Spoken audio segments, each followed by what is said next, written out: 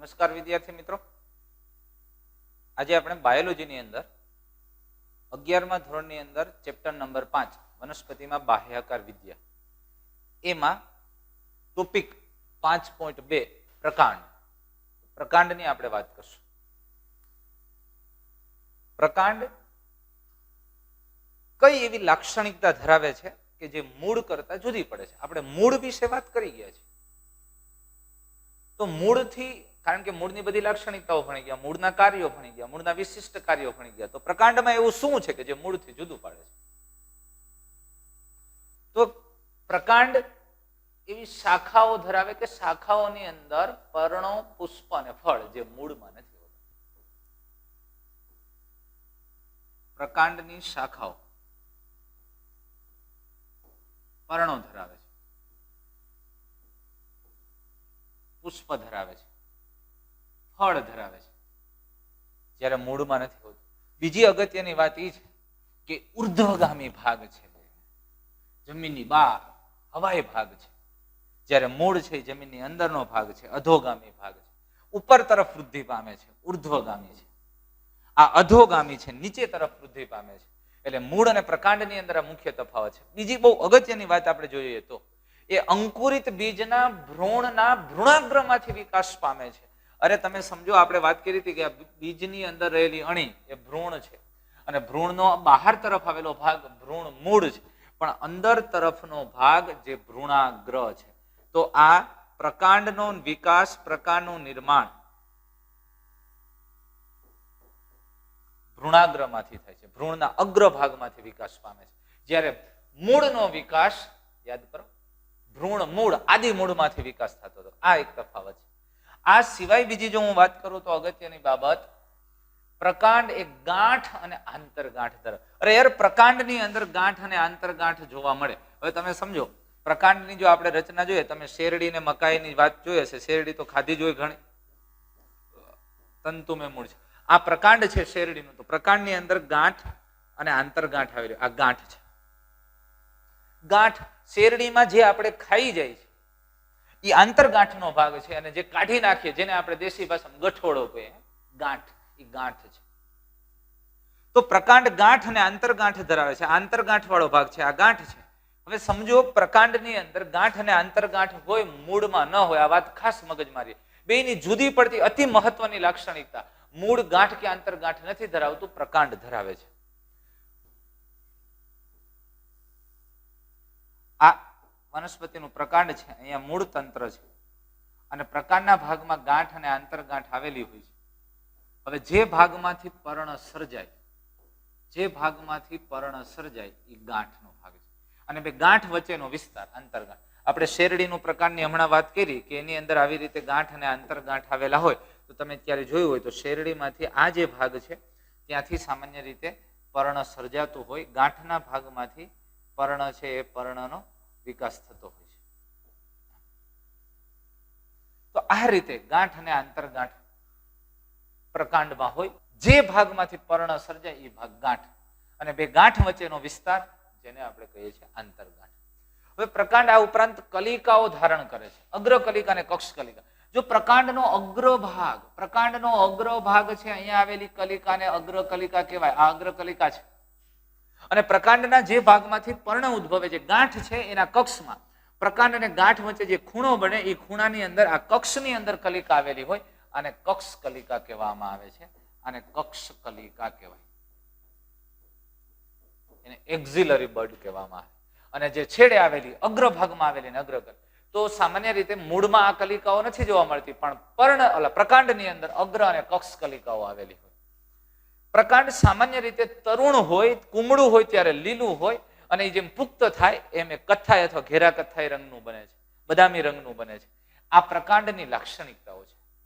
તો પ્રકાંડની કેટલીક બાબતો, એમાં સૌથી અગત્યનું લક્ષણ, પ્રકાંડ ગાંઠ અને આંતરગાંઠ ધરાવે, મૂળમાં. પ્રકાંડની અંદર અગ્રકલિકા અને કક્ષ કલિકા જોવા મળે.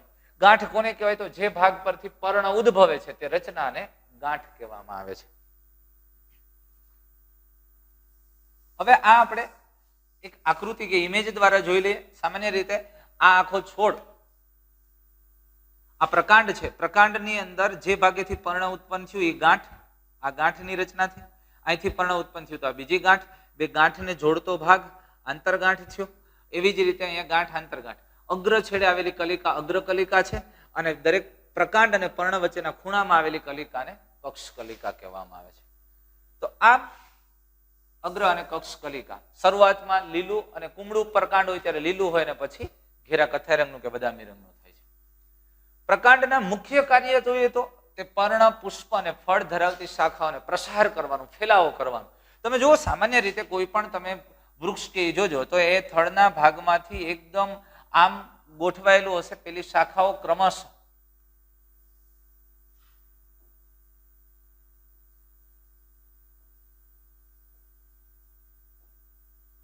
વૃક્ષનો તમે આકાર જોશો ને તો સામાન્ય રીતે એનો ઘટાટો આવો આપણને મળે.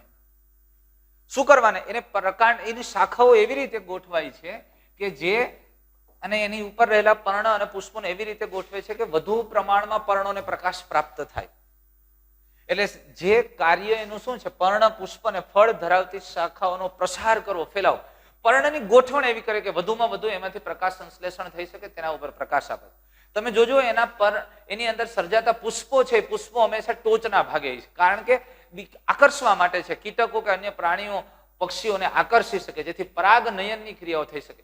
ફળ દ્વારા તે પોતાનું બીજ વિકિરણ કરી શકે એવી વ્યવસ્થાઓ છે. એટલે આ પ્રકાંડનું મુખ્ય કાર્ય પર્ણ, પુષ્પ અને ફળ છે એની યોગ્ય રીતે ગોઠવણીનો પ્રસાર થાય, એનો ફેલાવો થાય એ માટેનું છે. આ ઉપરાંત પ્રકાંડનું બીજું કાર્ય તમે સમજો, અહીંયા પર્ણો છે, આ ટોચના ભાગે પર્ણો આવેલા છે, બારોબારના ભાગે. તો પ્રકાંડનું બીજું કાર્ય શું? પાણી અને ખનિજ દ્રવ્યો. મૂળ દ્વારા શોષાયેલા પાણી અને ખનિજ દ્રવ્યો છે, એ ખનિજ દ્રવ્યોને પર્ણ સુધી પહોંચાડવા, પર્ણ સુધી પહોંચાડવા. અને પર્ણમાં તૈયાર થયેલો જે ખોરાક છે, પર્ણમાં તૈયાર થયેલો જે ખોરાક પ્રકાશ સંશ્લેષણની નિપજ છે, એને મૂળ સુધી પહોંચાડવી. તો આમ પાણી, ખનિજ દ્રવ્યો અને પ્રકાશ સંશ્લેષણ કરતા પદાર્થોનું વહન કરે છે. એટલે પ્રકાંડનું કાર્ય પાણી અને ખનિજ દ્રવ્યોને મૂળથી પર્ણો સુધી પહોંચાડે અને પર્ણોમાં તૈયાર થયેલો ખોરાક છે એને મૂળ સુધી પહોંચાડે છે. આ કાર્યો સાથે સંકળાયેલ છે. આ ઉપરાંત પ્રકાંડ ખોરાકના સંગ્રહ, આધાર, રક્ષણ અને વાનસ્પતિક પ્રસર્જન જેવા કેટલાક વિશિષ્ટ કાર્યો પણ કરે. આ પ્રકારના મુખ્ય કાર્યો હતા. કેટલાક વિશિષ્ટ કાર્ય એને નથી કરવાનું એ પણ કરે છે. એવા કાર્યોની વાત કરીએ તો એમાં આધાર પૂરો પાડવો, વનસ્પતિના રક્ષણ સાથેનું કાર્ય, વાનસ્પતિક પ્રસર્જન એટલે કે પ્રાજનિક ક્રિયાઓ સાથેનું કાર્ય અને પ્રકાશ સંશ્લેષણ જેવા કાર્ય સાથે પણ સંકળાયેલ છે. તો હવે આપણે એની વાત કરીએ.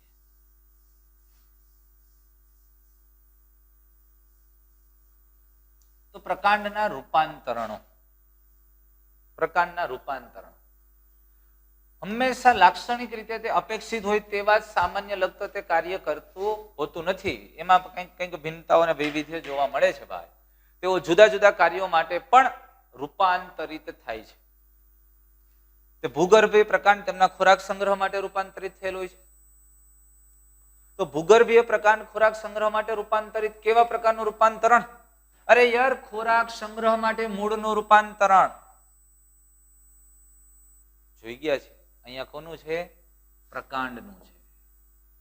ખોરાક સંગ્રહ માટે જેમ મૂળનું વિશિષ્ટ કાર્ય હતું એમ પ્રકાંડનું ખોરાક સંગ્રહ માટેનું વિશિષ્ટ કાર્ય.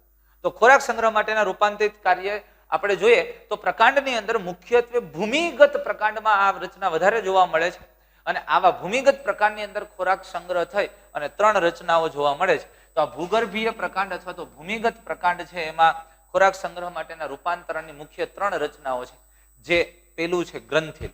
અને ગ્રંથિલનું ઉદાહરણ તરીકે આપણે બટેટા લઈ શકીએ, કારણ કે એમાં ભૂમિગત પ્રકાંડ, જો બટાટાનો છોડ હોય ને, આ સામાન્ય રીતે તમે સમજો જમીનની અંદરનો ભાગ છે, અહીંયા સુધી કેટલોક પ્રકાંડ છે ને પછી એનું મૂળ તંત્ર છે. આ મૂળ તંત્રનો ભાગ છે. હવે એ ભૂમિગત પ્રકાંડના સલ્કી પર્ણોની કક્ષ કલિકામાંથી નવી શાખાઓ સર્જે. તમે સમજો પ્રકાંડની અંદર જે કક્ષ કલિકા છે એ નવી કક્ષ કલિકામાંથી નવી શાખા સર્જે, નવું પ્રકાંડ સર્જે. આ પ્રકાંડ છે આમ જમીનની અંદર જ વૃદ્ધિ પામે, આમ જમીનની અંદર જ. અને પ્રકાંડના અગ્રભાગે ખોરાકનો સંગ્રહ થાય. જો આ ભૂમિગત પ્રકાંડ છે, જમીનની અંદર વૃદ્ધિ પામે, આ પ્રકાંડની જ શાખા છે, કક્ષ કલિકામાંથી સર્જાય છે. અગ્ર કલિકા અને કક્ષ કલિકામાંથી બનતી શાખા અથવા તો એનો વિકાસ શેમાં થાય? પ્રકાંડમાં થાય, કારણ કે પ્રકાંડની કલિકા છે. તો આ જે કલિકા છે એ કલિકા વૃદ્ધિ પામી, જો અહીંયા સલકી પર્ણ હોય એની કક્ષમાંથી કક્ષ કલિકા વૃદ્ધિ પામી અને એક શાખા સરે, આ શાખાના અગ્રભાગે ખોરાકનો સંગ્રહ થાય અને એ બટેટામાં ફેરવાઈ લ્યો. આ શાખાના અગ્રભાગે ખોરાકનો સંગ્રહ થાય અને બટેટા બનાવે છે, એટલે આવી રચનાને ગ્રંથિલ કહેવામાં આવે છે. અને આ બટાકા છે,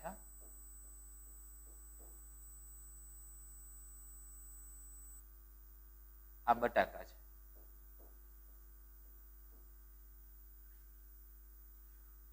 એટલે ગ્રંથિલનું ઉદાહરણ બટાકા છે. હવે તમે જુઓ એની આકૃતિ દ્વારા આપણે જોઈએ કે ખરેખર બટાકા કેવી રીતે સર્જાય છે. આ બટાકાનો છોડ છે જેની અંદર આ મૂળ, આ શાખાઓ છે, આ ખરેખર મૂળ નથી, આ તંતુ, આ જે છે એ મૂળ તંત્ર છે. પણ એમાંથી આ જે શાખાઓ છે, ભૂમિગત જમીનની અંદરની શાખાઓ છે, એ શાખાના છેડાના ભાગે ખોરાકનો સંગ્રહ થાય અને અહીંયા ટ્યુબર ગ્રંથિલની રચના થાય, જેને બટાટા કહેવામાં આવે છે. આવી જ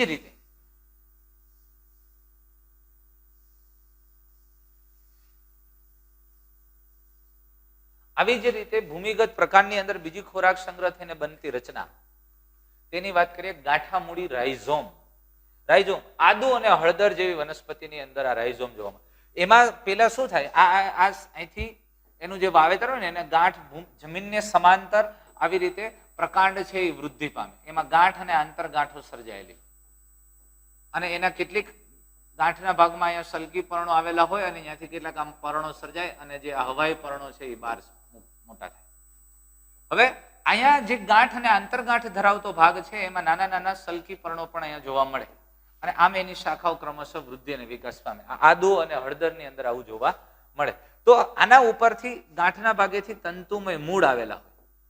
હવે ખોરાકનો સંગ્રહ પ્રકાંડમાં થાય છે. પ્રકાંડ છે જમીનની અંદર છે અને એમાં ગાંઠ આંતરગાંઠો જોવા મળે અને એમાંથી બહાર તમે જુઓ તો એમાંથી પર્ણો છે હવાઈ ભાગોમાં જોવા મળે. આવી રચના ધરાવતા આવી ખોરાક સંગ્રહી રચનાને ગાંઠા મૂડી કહેવામાં આવે. આદુ અને હળદર. હવે આપણે એને ફોટોગ્રાફ દ્વારા જોઈએ. ત્યાર પછી વજ્રકંદની વાત કરીએ. ફોટોગ્રાફ દ્વારા જોશું એ વસ્તુ. તો પેલા વજ્રકંદ. હવે વજ્રકંદમાં અથવા જમીનકંદ અથવા અળવી ઉદાહરણ આપ્યા છે. હવે આમાં આ જે પ્રકાંડ છે કેટલોક ભાગ જમીનની અંદર છે, અહીંથી એનું મૂળ તંત્ર શરૂ થયું. હવે આમાં જે ગાંઠ અને આંતરગાંઠ છે એમાંથી એકાદી ગાંઠની અંદર, આંતરગાંઠની અંદર ખોરાકનો સંગ્રહ થાય અને આંતરગાંઠમાં ખોરાકનો સંગ્રહ થાય તેની લંબાઈ કરતા એની પહોળાઈમાં ખૂબ વધારો થાય અને આવી રચના બને. આને વજ્રકંદ કહેવામાં આવે છે. આવું જમીનકંદ અથવા અળવી જેની અંદર જોવા મળે, ખોરાકનો સંગ્રહ થઈને એક માનસર બને. આ રીતે ખોરાક સંગ્રહ સામાન્ય રીતે ભૂમિગત પ્રકારની અંદર 3 પ્રકારે જોવા મળે: ગ્રંથિલ, ગાંઠામૂળી, વજ્રકંદ.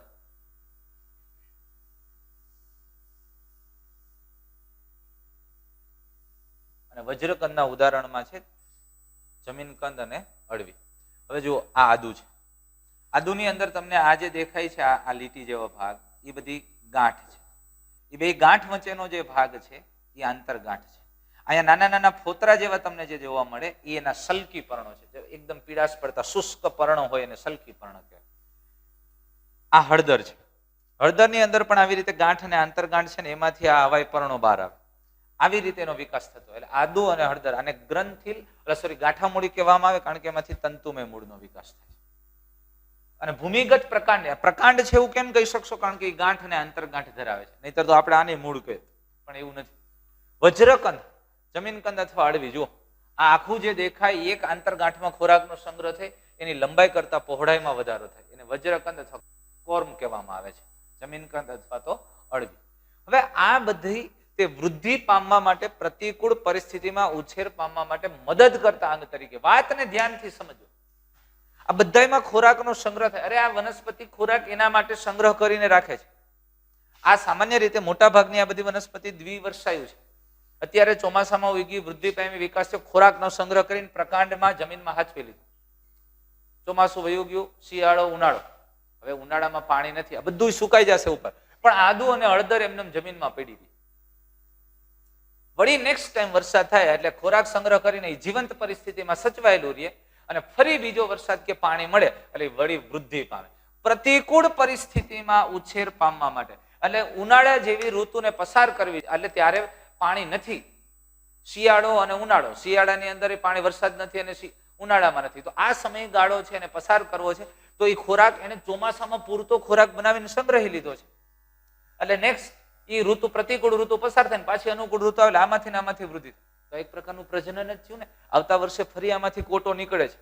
તો આ આદુ છે, આમ હળદર છે, આ વજ્રકંદ છે કે પછી ગ્રંથિલ છે, બટાકા છે, એ બધા ખોરાક સંગ્રહ માટેનું રૂપાંતરણની સાથે સાથે વાનસ્પતિક પ્રજનન પણ કરે. એમાંથી નવો છો તમે જોજો, બટાકાની ઘરે પડ્યું હોય ને તો બટાકામાંથી કોટો કાઢે. આપણે આંખ ફૂટી, આપડી નહીં હો બટાકાની, એટલે એમાંથી કોટો નીકળે. તો એ વાનસ્પતિક પ્રજનન ક્રિયા, નવો છોડ એમાંથી અંકુર થાય. તો બે પ્રકારે રૂપાંતરણ જોવા મળ્યું, અથવા તો બે ક્રિયાઓ થઈ, એક ખોરાક સંગ્રહ અને વાનસ્પતિક પ્રજનન. આરોહણ માટે પ્રકાંડનું રૂપાંતરણની વાત કરી. હવે આરોહણ માટે પ્રકાંડનું રૂપાંતરણ શું, કેવી રીતે? અરે પ્રકાંડ કઈ રીતે? અરે જે વેલા પ્રકારની ટટ્ટાર વનસ્પતિ છે જેના પ્રકાંડ મજબૂત અને કડક છે એમાં પ્રસન્ન, પણ વેલા પ્રકારની વનસ્પતિ છે, પ્રકાંડ શિથિલ છે, એવી વનસ્પતિ છે અન્ય યજમાન કે બીજી વનસ્પતિ ઉપર આરોહણ કરે છે. અને આરોહણમાં પ્રકાંડ કેવી રીતે રૂપાંતરણમાં મદદ? એના પ્રકાંડ સૂત્ર, જો વનસ્પતિની અગ્રકલિકા અથવા તો કક્ષકલિકા, આ વનસ્પતિ છે, વનસ્પતિનું આ પ્રકાંડ છે, અને તો આપણે હમણાં કીધું એમ એમાંથી નીકળતું આ પર્ણ છે, અને પર્ણના કક્ષમાં આવેલી કલિકા અને કક્ષકલિકામાંથી નવો વિકાસ થાય તો નવું પ્રકાંડ બનવાનું હતું, પણ એ પ્રકાંડની જગ્યાએ પ્રકાંડ સૂત્ર સર્જાય. એટલે કેટલી જે કલિકાઓમાંથી વિકાસ પામે છે, પ્રકાંડ સૂત્ર જે કલિકાઓમાંથી વિકાસ પામે, તેઓ પાતળા કુંતલાકાર રીતે અમળાયેલા. એટલે આ કક્ષકલિકા વૃદ્ધિ પામીને નવી શાખા નહીં સર્જે, નવું પ્રકાંડની જગ્યાએ આમાંથી આવા સૂત્રાંગો સર્જાય. આ પ્રકાંડ સૂત્રાંગ કહેવા, જે યજમાન અથવા કોઈ આધાર સાથે વીંટળાઈને વનસ્પતિને વેલો આમ ટીંગાઈ આ અમડાયેલા હોય છે, એટલે આરોહણમાં મદદ કરે છે. એટલે જે કક્ષકલિકા અથવા તો અગ્રકલિકાઓમાંથી વિકાસ પામે, જે પ્રકાંડ બનવાનું હતું એ રચનામાંથી સૂત્ર બની ગયું, એટલે એને પ્રકાંડ સૂત્ર કીધા, ટેન્ડ્રિલ્સ કહેવા. અને જેથી એ વેલો ઉપર ચડી શકે છે, આરોહણ કરી શકે છે. અને આના ઉદાહરણમાં તો ઘણા લઈ શકાય, તુંબરો, કાકડી, કોળું, તરબૂચ, દ્રાક્ષનો વેલો, વેલા પ્રકારની ઘણી બધી વનસ્પતિ, મોટા ભાગની વનસ્પતિને આપણે ઉદાહરણમાં લઈ શકીએ, જે પ્રકાંડ સૂત્રનું નિર્માણ કરે છે અને જે આરોહણની ક્રિયામાં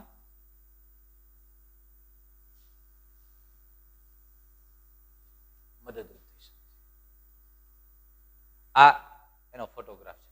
જો આ ખાસ કરીને દૂધીનો વેલો છે અને એના પ્રકાંડની કક્ષકલિકામાંથી આ અહીંથી કક્ષકલિકામાંથી નીકળતું પ્રકાંડ સૂત્ર છે, અહીંથી નીકળતું, આમ નીકળતું, આ કોઈ આધાર સાથે વીંટાઈ જાય અને એ વેલાનું વજન ઊંચકી શકે છે અને એટલે એ આરોહણ કરી શકે છે.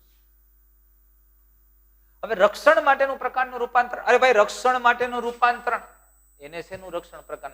વનસ્પતિ કોઈ કાપી, અરે ભાઈ ચરતા પશુઓ છે, જે કેટલ છે, જે આ ખાસ કરીને વનસ્પતિ અને જે ચરે છે, આનાથી રક્ષણ મેળવવા માટે, એને ખાઈ ન જાય, એટલે પ્રાણીઓના રક્ષણ માટે કેટલાક રૂપાંતરણો પ્રકારના જોવા. પણ પ્રકાંડનું રૂપાંતરણ એટલે એટલું મગજમાં રાખો, કક્ષકલિકા અથવા અગ્રકલિકાનું રૂપાંતરણ હોય તો આવા પ્રકારની કક્ષકલિકા જ્યારે કાષ્ઠીય સીધી તીક્ષ્ણ પ્રકાંડ કંટકમાં પણ રૂપાંતરિત, પ્રકાંડ કંટક કાંટો. તો આમાં આવા પ્રકાંડ કંટકો કેમાં જોવા મળે? લીંબુ અને બોગનવેલ. બોગનવેલ તો તમે જોયો હશે, ઓલા રંગબેરંગી ઘણા બધા પુષ્પો અને મોટા, વાસ્તવમાં એ નિપત્ર છે પણ પુષ્પ જેવી રચના આપણને દેખાય છે. તેઓ ચરતા પ્રાણીઓથી વનસ્પતિને રક્ષણ આપે છે. હવે મેં હમણાં જ તમને કીધું કે કોઈ પણ આ પ્રકાંડ, આ ભાગ, આ પર્ણ, અહીંયા કક્ષકલિકા. હવે આ કક્ષકલિકા આગળ શેમાં વિકાસ પામવાની હતી ભાઈ? તો કે નવી શાખા. અરે નવી શાખાની જગ્યાએ આવો હુયો થઈ જાય, કાંટો થઈ જાય તો, અથવા તો અગ્રકલિકા છે એમાં ફેરવાઈ જાય કંટકમાં, તો આને પ્રકાંડ કંટક કહેવામાં આવે. શું કહેવામાં આવે છે? પ્રકાંડ કંટક. તો આવું તમને લીંબુ અને બોગનવેલની અંદર જોવા મળે, આ પ્રકાંડ કંટક જેવી રચના. તો એ કક્ષકલિકા અથવા અગ્ર, અરે દાડમની અંદર પણ આવું જો, કરમદીની અગ્રકલિકા બે કંટકમાં રૂપાંતરિત થાય, બે કાંટા આગળ થાય, દ્વિશાખી. તો એનો ફોટોગ્રાફ સાથે આપણે જોઈએ, આ લીંબુ છે અને લીંબુના પ્રકાંડમાંથી નીકળતા કંટકો છે. આ પ્રકાંડ કંટક છે, આ પ્રકાંડ કંટક છે, સ્ટેમ થોર્ન. આ બોગનવેલ છે અને બોગનવેલમાં પણ આવી રીતે પ્રકાંડ કંટક જોવા મળે, એની કક્ષકલિકામાંથી વિકાસ. તો એ પ્રકાંડનું રૂપાંતરણ છે અને જે ચરતા પશુઓથી રક્ષણ આપે છે. એટલે ખાશે નહીં, ખાય તો એ ખાવા જાય તો એને કાંટા લાગે છે, ખાસ કરીને બકરીને આવા પ્રાણીઓ. પણ ભગવાને બકરીને બીજું એવું અનુકૂલન આપ્યું છે કે તું કાંટામાં ખાઈ શકે એવી વ્યવસ્થાઓ છે એના જીભમાં અને એના ભાગોની. તો આ સામાન્ય રીતે રક્ષણ માટેનું રૂપાંતરણ છે. હવે પ્રકાંડનું હજુ એક કાર્ય, વિશિષ્ટ કાર્ય, પ્રકાશ સંશ્લેષણ માટે પ્રકાંડનું રૂપાંતરણ. આમ વનસ્પતિનું પ્રકાંડ કુમળું હોય ત્યારે પ્રકાશ સંશ્લેષણ થતું હોય, કારણ કે એની અધિસ્તરને ભાગની અંદર સામાન્ય રીતે એ પ્રકારની પેશી આવેલી હોય કે જેમાં હરિત કણો હોય અને પ્રકાશ સંશ્લેષણની ક્રિયા થઈ શકે. પણ કેટલીક વનસ્પતિના પ્રકાંડ મુખ્ય કાર્યમાં રૂપાંતરિત થાય, ખાસ કરીને શુષ્ક પ્રદેશમાં, રણ પ્રદેશમાં થતી વનસ્પતિ એ પર્ણો દ્વારા પ્રકાશ સંશ્લેષણ કરે ને તો પર્ણ છે ને એમાં બાષ્પોત્સર્જન બહુ થાય, કારણ કે ખુલ્લી સપાટી વધારે મળે અને બાષ્પોત્સર્જનને કારણે પાણીની ઘટ થાય, પાણીનો વ્યય થાય છે, પાણી ગુમાવે છે. અને એક તો મળતું નથી ને વાપરી જાજુ નાખે એટલે મુશ્કેલી. તો પાણીના બચાવ માટે એ પર્ણોને કંટકમાં રૂપાંતરિત, એટલે એક તો રક્ષણનું કાર્ય થઈ ગયું, પર્ણ કંટમાં ફેરવાઈ જાય એટલે એના પર્ણો કંટકમાં ફેરવાઈ જાય. અને તો હવે કમાવા વાળા વહી ગયા, કારણ કે પ્રકાશ સંશ્લેષણ કરતું હતું. તો એવા સમયે વનસ્પતિનું પ્રકાંડ છે, પ્રકાંડ માંસલ બને છે, ચપટું અથવા તો નળાકાર બને કેટલીક વનસ્પતિઓમાં, અને એ પ્રકાશ સંશ્લેષણ માટે સજ્જ થાય, સાનુકૂલિત થાય. તો આવા શુષ્ક પ્રદેશની વનસ્પતિઓ, અને એ વનસ્પતિમાં તમને ખબર ફાફડા થોર, જેનું પ્રકાંડ છે માંસલ, નળાકાર અથવા તો ચપટું બને છે અને એના પર્ણો કંટમાં રૂપાંતરિત થાય અને જે હરિત દ્રવ્ય ધરાવે ને પ્રકાશ સંશ્લેષણની ક્રિયા સાથે સંકળાય છે. અને એ આ છે, એ આ પ્રકાંડ છે એ ચપટું થઈ ગયું. જો આપણને જે પંજા જેવું દેખાય છે એ પ્રકાંડ છે, એ ચપટું બની જાય છે જેથી કરીને પ્રકાશ સંશ્લેષણ માટે પૂરતો પ્રકાશ. એમાં જે કાંટા છે પર્ણનું રૂપાંતરણ છે, પર્ણ કંટમાં ફેરવાઈ ગયા એટલે એ રક્ષણ સાથે સંકળાયેલું છે. પણ પ્રકાંડ કઈ ક્રિયા સાથે સંકળાયેલું? તો પ્રકાશ સંશ્લેષણ માટે. એટલે પ્રકાશ સંશ્લેષણ પ્રકાંડનું મુખ્ય કાર્ય નથી, પણ જરૂરિયાત મુજબ એમાં એને ફેરફાર કર્યા જેથી કરીને પાણીને બચાવી શકાય અને પ્રકાશ સંશ્લેષણની ક્રિયા પણ થાય અને વનસ્પતિ આવા શુષ્ક પ્રદેશમાં પણ ઓછા પાણીમાં જીવી શકે એવી વ્યવસ્થા. એટલે એનું પ્રકાંડ માંસલ બને. આવી જ નળાકાર અને કનકની અંદર પણ આવી રીતે જોવા મળે. અને યુફોર્બિયા પ્રકારની વનસ્પતિ મોટા ભાગમાં આ પ્રકારની લાક્ષણિકતાઓ જોવા મળે છે. હજુ એક પ્રકાંડનું બીજું કાર્ય જોઈએ, વાનસ્પતિક પ્રસર્જન માટેનું રૂપાંતરણ. હવે વાનસ્પતિક પ્રસર્જન માટેનું રૂપાંતરણ, અરે હમણાં જ મેં કીધું ને, વનસ્પતિની અંદર અલિંગી પ્રજનન, એની કોઈ શાખા કે અન્ય ભાગો દ્વારા એનો ફેલાવો થાય, પ્રસાર અને સતત વૃદ્ધિ પામતું જાય. એ બીજનું કામ છે પ્રજનનની ક્રિયા. પણ વાનસ્પતિક પ્રજનન તો એ પ્રકાંડ દ્વારા કયા કયા ભાગોમાં? તો એની અંદર ભૂસ્તારી, તમે સમજો આપણે દુર્વા ઘાસ એટલે જેને બહુ સારી વાત કરીએ તો આપણે નથી કહેતા લોન કે મજા જ આવે બેહવાની, એ લોન માટેનું જે ઘાસ છે દુર્વા ઘાસ કહેવાય. આપણે દેશી ભાષામાં ધરો અથવા ધોકડ કહીએ. તો એની અંદર આ ઘાસ અહીંયા જે ઉગેલું છે એના જે ઉપહવાય પ્રકાંડ, એટલે પ્રકાંડની આ જમીનની નજીકની કક્ષકલિકામાંથી એક શાખા સર્જાય અને આ શાખા જમીનને સમાંતર આગળ વધે અને એમાં ગાંઠના ભાગેથી જમીનને સમાંતર આગળ વધે અને ગાંઠના ભાગે નીચે મૂળ તંત્રનો વિકાસ થાય અને ઉપર ફરી પાછા નવી શાખાઓ અને પ્રકાંડ સર્જાય. વળી પાછી આ શાખા આગળ ને આગળ લંબાતી જાય અને વળી એની ગાંઠના નજીકના ભાગમાંથી મૂળ તંત્ર, જમીનની નજીકનો વિસ્તાર છે, જમીનવાળા ભાગેથી મૂળ સર્જાય અને ઉપર પ્રકાંડ અને શાખાઓ. આમ ફેલાવો થતો જાય. તો આને ભૂસ્તારી કહેવામાં આવે છે. દુર્વા ઘાસ, જો ઘાસ અને સ્ટ્રોબેરી વગેરે જેવી કેટલીક વનસ્પતિમાં ભૂગર્ભીય પ્રકાંડ નવા અથવા તો જીવંત ભાગો, આવા ભૂગર્ભીય પ્રકારના નવા અને જીવંત ભાગો શું કરે છે? સતત જો જીવંત ભાગો સાથે તે પ્રસરણ પામે છે, ફેલાવો, બધી બાજુ આમ ફેલાય છે, આમ ફેલાય, આમ ફેલાય, આમ ફેલાય, બધી દિશામાં ફેલાવો કરે, પ્રસરણ પામે છે. અને જ્યારે જૂના ભાગો નાશ પામતા જાય તેમ તેમ નવા ભાગો વિકસતા જાય અને વધુ ને વધુ નિર્માણ થાય. સતત પ્રસરણ પામે, ફેલાવો. એક છોડ હતો એમાંથી બીજો બનાવ્યો, ત્રીજો બનાવ્યો, તો તેના જેવું જ નવું સજીવ પેદા કરવું એ પ્રજનન છે, પ્રસર્જન. વનસ્પતિમાં અલિંગી પ્રજનનને આપણે કીધું કે એને પ્રસર્જન કહેવામાં આવે છે. એ કારણ કે એના દૈહિક ભાગો દ્વારા નવા નવા છોડનું નિર્માણ થાય. અને એટલે આમ આવી રીતે ભૂસ્તારી, અરે ભૂ એટલે જમીન, અહીંયા જોજો નાના હોય ભૂ કહેતા પાણીની વાત નથી, ભૂસ્તારી જમીન ઉપર સ્તર બનાવે. અરે જમીન ઉપર આખું આવરણ, તો દુર્વા ઘાસ, લોન શું છે? જમીન ઉપર ઘાસનું આવરણ, એટલે તેને ભૂસ્તારી કીધું, સ્તર બનાવી દે છે. સમજાણું? તો ઘાસ અને સ્ટ્રોબેરી જેવી વનસ્પતિમાં ભૂમિગત ભાગમાંની કક્ષકલિકા છે વિકાસ પામી અને જમીનને સમાંતર પ્રકાંડ વૃદ્ધિ પામે, બધી બાજુ પ્રસરણ પામે છે. એટલે કે વનસ્પતિના ભૂગર્ભીય પ્રકાંડ નવા અને જીવંત ભાગો સાથે પ્રસરણ પામે, ફેલાવો કરે છે. જેમ જૂના ભાગો નાશ પામે તેમ નવા નવા ભાગો વિકસતા જાય અને એની વૃદ્ધિ થાય, વધારો થાય છે. હવે આ પછી આનો હજી એક વખત સારી રીતે ફોટોગ્રાફ દ્વારા આપણે એને જોઈ લઈએ. આ દુર્વા ઘાસ છે. જો આ ભૂમિગત પ્રકારના ભાગમાંથી ગાંઠ અને આંતરગાંઠ અને ગાંઠના ભાગેથી મૂળ સર્જાય, એક બાજુ છોડ સર્જાય, આમ ફેલાવો થતો જાય, બધી બાજુ ફેલાવો થાય. ત્યાર પછી વિરોહ.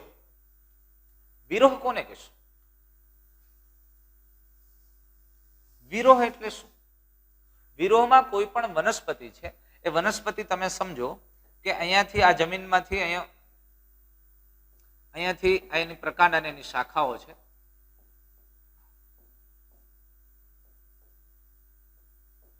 આ છોડ એની શાખાઓ છે અને આ જમીનની નજીક એનું મૂળ તંત્રનો કોઈ પણ એકાદી શાખા જે જમીનની નજીક તરફ અહીંથી આમ વળે છે અને જમીનના સંપર્કમાં આવે છે.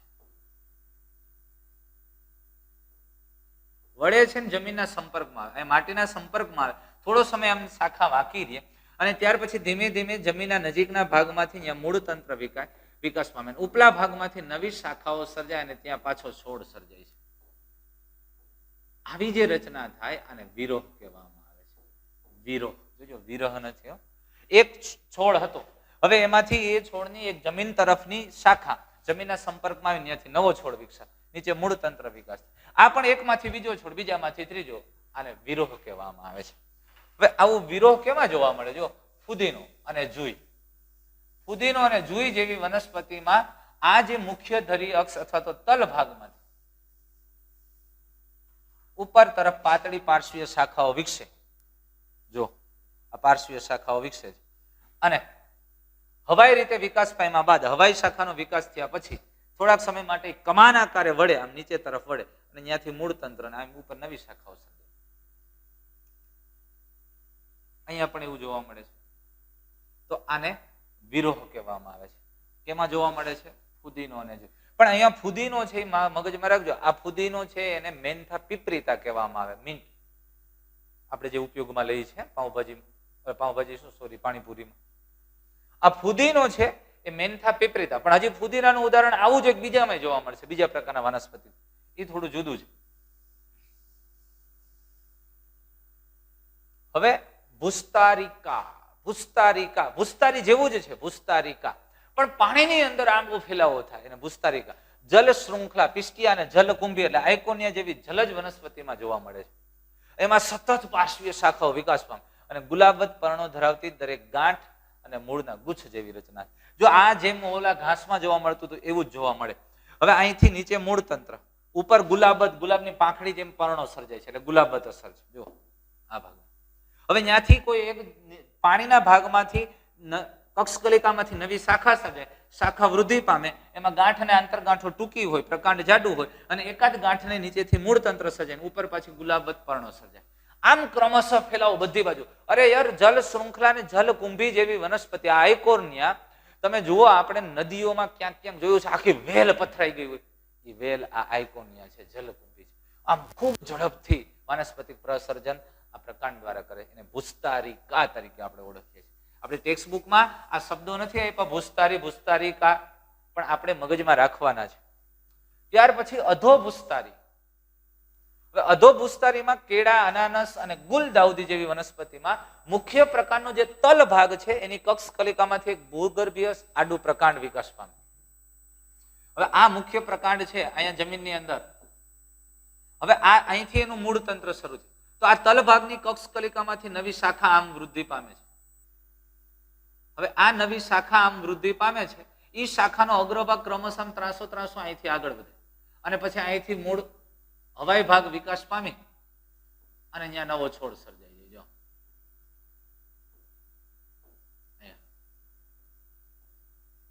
આવી રીતે વિકાસ. તો આ પ્રકાંડ છે, આ પ્રકાંડના મુખ્ય ભાગમાંથી કક્ષકલિકા સર્જાણી, આ કક્ષકલિકામાંથી નવી શાખા આમ આગળ જાય, ક્રમશઃ ત્રાસી જમીનની બહાર નીકળે, અહીંથી નવો છોડ વિકાસ પામે. તો આને અધોભૂસ્તારી. અરે જમીનની અંદર સ્તર બનાવે છે અરે જમીનની અંદર સ્તર બનાવે છે એટલે એને અધોભૂસ્તારી. અને ત્યારબાદ ત્રાસી થઈ અને પર્ણપ્રરોહ અથવા પ્રાંકુર વિકસે છે.